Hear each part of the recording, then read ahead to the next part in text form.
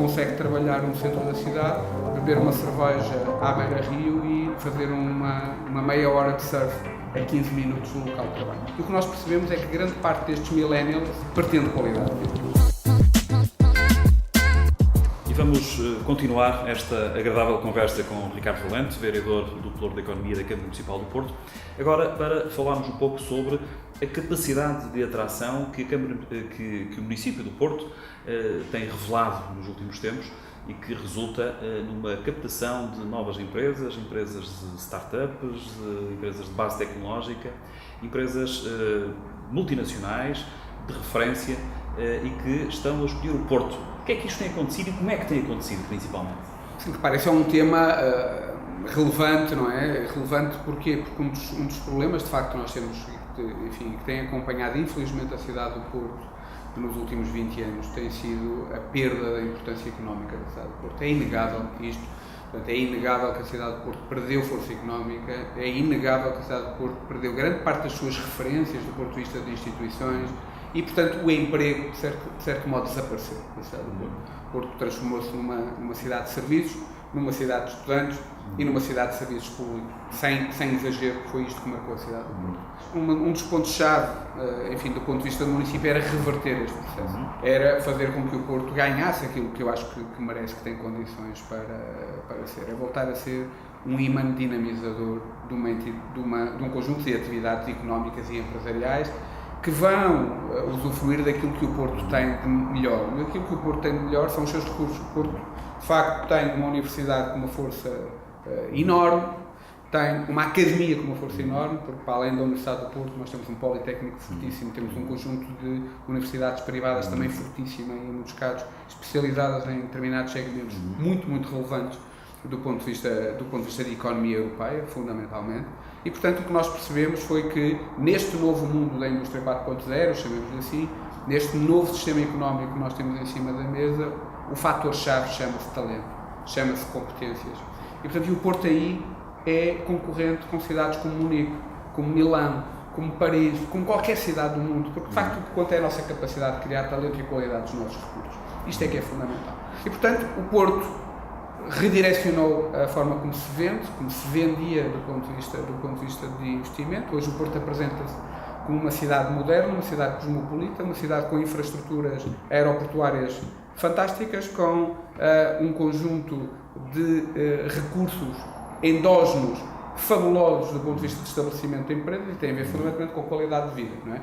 O que nós percebemos é, enquanto as cidades do mundo se consegue trabalhar no centro da cidade, beber uma cerveja à beira-rio e fazer uma meia hora de surf a 15 minutos no local de trabalho. Não há muitas cidades no mundo onde isto seja possível de ser feito. E o que nós percebemos é que grande parte destes millennials pretende qualidade de vida. Portanto, mais do que um gabinete de 40 metros quadrados, o que pretende é que, de facto, usufruir vida, porque em muitos casos o trabalho confunde-se com a vida. Hoje as pessoas trabalham em locais muito pouco, enfim, convencionais na lógica tradicional.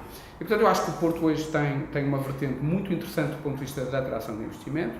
Portanto, nós, como disse, temos atraído desde as startups, como uma Hostel World, uma startup incrível do lado do turismo, de base alemã, que escolhe o Porto para se sediar, até uma grande multinacional, como a Euronext ou como a Natixis, que escolhem o Porto para sediar os seus centros de competências tecnológicas, ou uma Vestas, enfim, uma gigante do mundo da energia eólica, que também cria o seu centro de competências tecnológicas na cidade do Porto. Portanto, e o que nós temos vindo a assistir é este fluxo, de facto, de investimento é crescente. Portanto, nós estamos a assistir, e mesmo neste início do ano, o afluxo continua. Portanto, nós na Invest Porto chegamos a ter semanas em que reunimos com 5, 6 investidores. Eu hoje de manhã, às 9 da manhã, estive reunido com uma grande farmacêutica europeia, onde o Porto está em concorrência com mais 2 cidades europeias.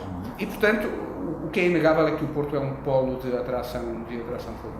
O nosso receio aqui, entrando na parte imobiliária, é que esta nossa capacidade de atrair empresas que buscam talento depois choca com um problema que nós temos na cidade do Porto e que é inegável, que é a falta de espaço do ponto de vista de escritórios. Portanto, o que nós hoje temos de facto é um problema que nós estamos a tentar resolver. Portanto, nós aqui temos que fazer muito um trabalho de divulgação da informação, de falar com os promotores imobiliários e fazê-los ver que existe de facto uma oportunidade crescente do lado do mercado de escritórios, que a procura de facto latente é uma procura relevante, que estamos a falar de empresas de dimensão média e grande a nível europeu, portanto significa bons arrendatários com risco relativamente baixo. E estas empresas, quando chegam aqui para montar negócios com 250 pessoas, 500 pessoas. Portanto, eles não vêm cá para ficar um ano. Quer dizer, o setup cost da operação é tão grande que, quando eles pensam numa lógica de estabelecimento, eles estão cá para ficar no mínimo 7 anos, 8 anos, 9 anos, 10 anos, de uma forma sustentável. E com recursos humanos, suponho, altamente qualificados. E com os recursos humanos altamente qualificados. Trazem valor qualificados. também acrescentado à cidade. Trazem valor acrescentado. Ricardo, tem ideia de quantas empresas, desde que está em funções, é que... Nós na Invest Porto acompanhamos perto, enfim, em modo assim muito... Nós acompanhamos perto de 200 projetos de investimento já. A parte não se concretizou, mas isto mostra, no fundo, a procura que existe do lado da cidade.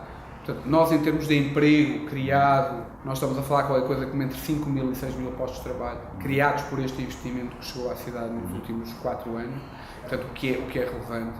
E, portanto, a nossa lógica, de facto, é que é esta base empreendedora, é esta base empresarial que cria as raízes para que o crescimento na cidade permita trazermos habitantes para a cidade do Porto. Que as pessoas voltem a morar na cidade do Porto e que também nós consigamos reverter outro grave problema que é nacional, mas que eu estou preocupado com a cidade do Porto, que é a redução de população, a população de residentes, o de crescimento de residentes na cidade do Porto. Nós temos que trazer empresas, nós achamos de facto que as empresas são a base da criação a seguir de raízes que trazem pessoas para a cidade, que procuram estar perto dos seus locais de trabalho e, portanto, nós achamos que, de facto, a entrada de empresas vai mudar e, por outro lado, vai criar uma concorrência em termos de uso.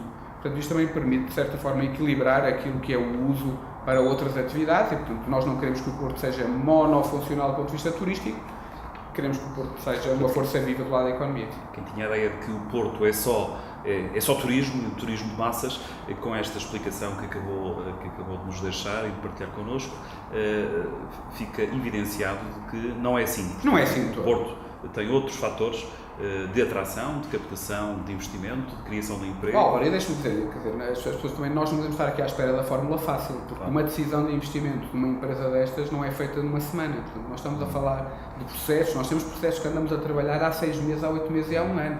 Os resultados vão ser feitos depois, mas isto é a lei da vida, não é? Portanto, seria muito fácil estar a apresentar soluções milagrosas, elas não existem, isto exige muito trabalho, exige um acompanhamento muito perto do lado das empresas, exige pessoas competentes. Hoje a Câmara de Porto tem pessoas competentes, tem gente nova a trabalhar, tem uma nova dinâmica do ponto de vista daquilo que é o serviço público do lado da atração de investimento. E eu acho que a cidade vai começar a recolher muito rapidamente os frutos deste trabalho. E uma grande abertura ao mundo, não é? E uma grande abertura ao mundo, exatamente. Comparativamente com Lisboa, não querendo entrar aqui no discurso dicotónico contra o centralismo ou a favor do centralismo, mas os investidores internacionais hoje não olham para Portugal apenas para Lisboa. Eu cito isso. Começam a olhar também para o Porto e muitos preferem logo diretamente o Porto. E muitos preferem diretamente o Porto. Não é? Muito bem.